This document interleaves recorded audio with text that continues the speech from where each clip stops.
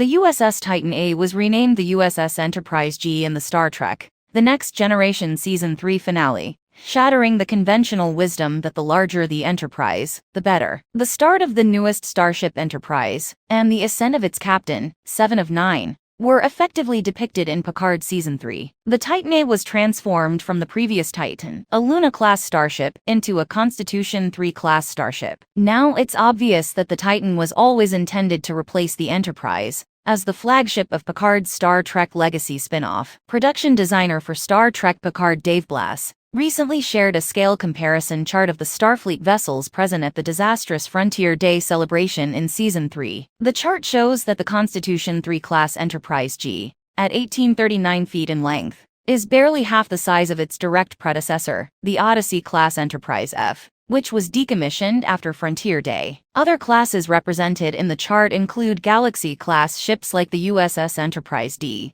Sovereign-class ships like the USS Enterprise-E, and Odyssey-class ships like the USS Enterprise-F. Why, then, might a smaller Enterprise cause issues? Presumably, the USS Enterprise-G assumed the role of the United Federation of Planets flagship upon its launch in 2402. A year after Frontier Day from Star Trek Picard Season 3. It is also presumed that the Enterprise-G's purpose is the same as that of its predecessors, to boldly go where no one has gone before, and to seek out new life and new civilizations, which was not made explicit in Picard's conclusion. Why would this mission require the newest Enterprise to be bigger than the Enterprise-F? The G won't need to accommodate 1,000 people, unlike the Enterprise-D, and it won't have families on board like Captain Picard's TNG spacecraft. The Titan A, now known as Enterprise-G, was built to be an exploratory spacecraft capable of visiting distant planets without being a gargantuan size. It's true that throughout its history, the Enterprise has consistently tended to become larger. The Constitution-class Enterprise from the original Star Trek Enterprise was a much bigger ship than the NX-01 from the 22nd century. In Star Trek The Next Generation, the enormous Galaxy-class Enterprise-D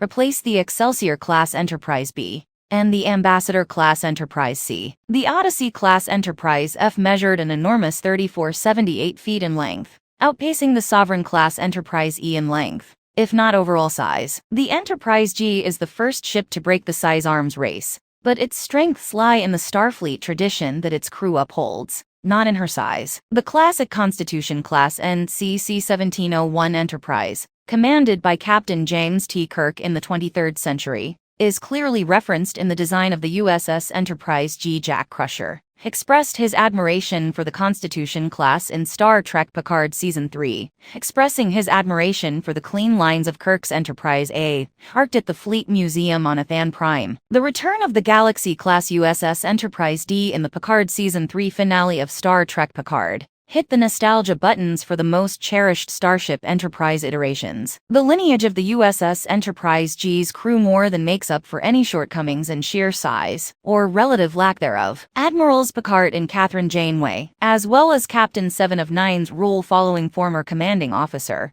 Captain Liam Shaw, were two of the best who taught her the ropes, while Ensign Jack Crusher, the new special counselor to the captain, is a Picard scion with decades of expertise in perilous space with his mother, Admiral Beverly Crusher, First Officer Commander Raffi Musiker, and First Officer Commander Raffi Musiker. Lieutenant Sidney LaForge, one of Starfleet's greatest pilots and the daughter of Commodore Geordie LaForge, is the ship's captain of the Enterprise-G. In certain ways, size does important, but the USS Enterprise-G from Star Trek Picard and Star Trek Legacy more than makes up for that. Please share your thoughts in the comments section below. Click the like button if you enjoyed the video. You can also subscribe to the channel to see more breakdowns. Thank you for watching, and see you later.